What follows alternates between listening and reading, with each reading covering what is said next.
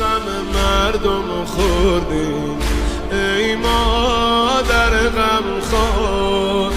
شده حرفت ورد زبونا، الجا صمت دار.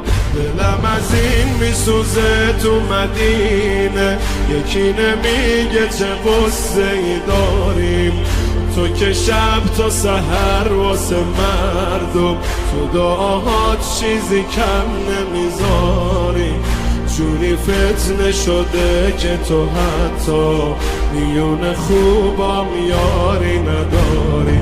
نگرانم من واسه این زخما، نگرانم چون